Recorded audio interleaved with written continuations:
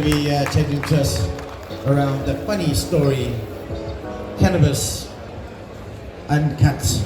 Let's welcome him. Thank you. Good day and welcome to the Cannabis Expo 2019. I was actually asked to give a talk on marijuana.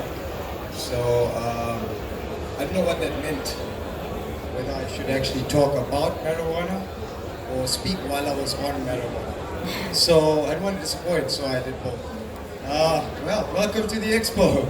I'm going to take you through a brief history of cannabis as well. You've got it dating back as early as 2,600 years ago. You've got Chinese referencing marijuana for use in medicine. Go a little forward in history, you've got the Romans referencing it in 70 AD, talking about the use of cannabis and hemp to treat earache. And I've excluded the other one is, other types of pain as well. King Henry VIII, back in 1588, I think it was, 1533, commissioned the growth of hemp for the use in sails for the Battle Armada. You've got the American pharmacies as far as the late 1900s having indica tinctures for use as a digestive, for use for pain relief, as a overall cure-all. Now you enter the propaganda phases. 1900s, the early 1900s, your big influential and affluential cotton and timber conglomerates didn't like the fact that hemp was being used, or hemp fiber was being used as a substitute product. So they rallied together and they said, let's launch a propaganda campaign. Let's try and call it the loco weed. It coincided coincidentally with the 1910 Mexican Revolution, where these advertisements that were created to create this negative image of cannabis was associating it with madness, and the reason why the Mexicans revolutionized against their government. On a separate topic, we lost the slide. On a separate topic, there are obviously certain reports that link South Africa's own personal use of or history with cannabis, where the Indians in the early 1900s, I think it was, or early 1900s, there was a letter sent to the British royalty to state that the Indians are getting very political after smoking this herb. So it was a case of a lot of nonsense, a lot of propaganda, a lot of misinformation regarding the actual herb itself. So we enter 2019. Everybody's talking about cannabis, talking about THC, CBD. How does it affect you? The likes of which. And I thought before we do that, let's try and separate what exactly is cannabis, what exactly is hemp. So hemp, used in certain types of industrial processes, making of fibers.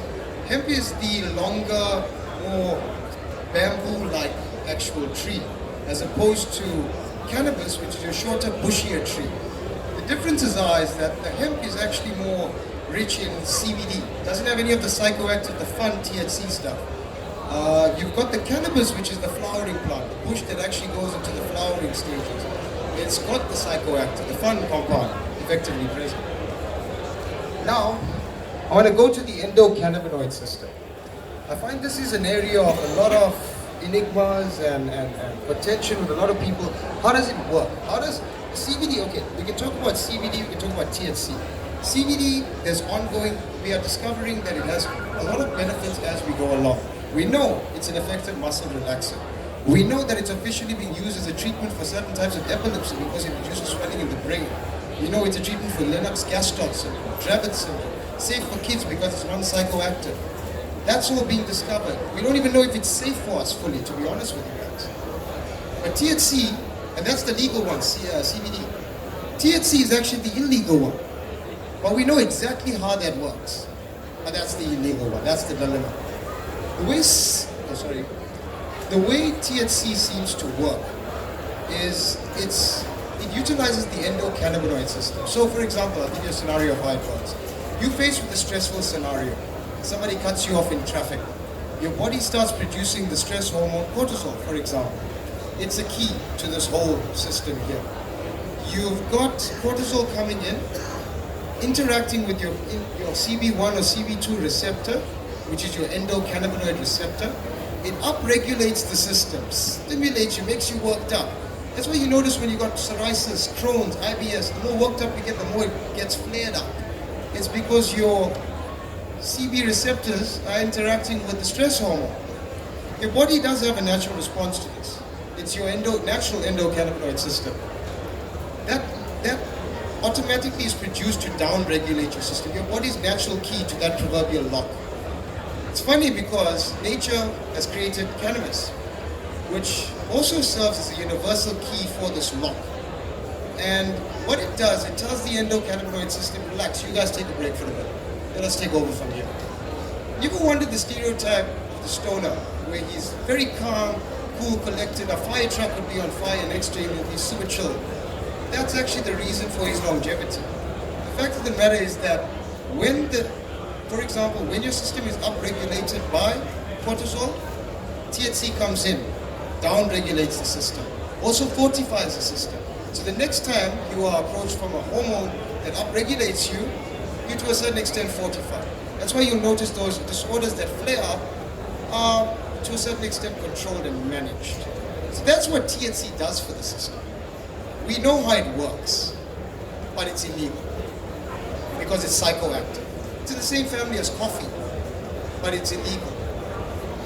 So I'll let you guys be the judge of that. All in all, I just want to end off with a message to healthcare. Look,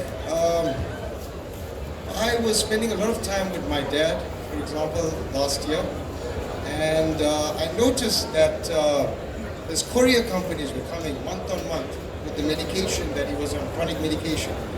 And it was not these opioid-based painkillers, tramadol, tramacet, the likes of which. Look, that's also from a plant, a poppy seed plant, so be cautious when you're using this stuff. But my message to healthcare is that take a page from the cannabis industry.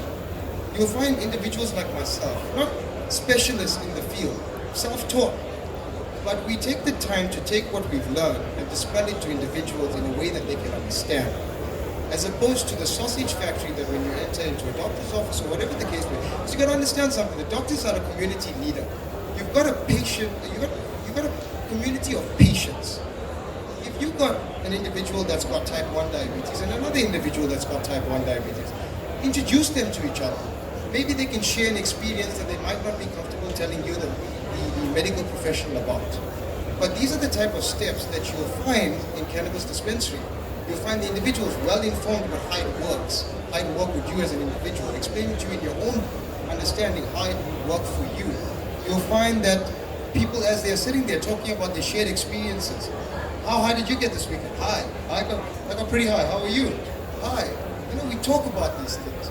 And when you're taking medications like benzodiazepines, lorazepam, diazepam, all the PAMs, you need to actually kind of induct the patient into how to probably take these items, because overuse and abuse can lead to serious consequences like depression and such things. Look, that's the idea, and we're just a small company or a small team, and we're just trying to actually inform the public about how this stuff works. So I hope that was a bit informative, and I hope we could have been some sort of assistance to you guys in understanding this unique, very unique product. Thank you very much, guys.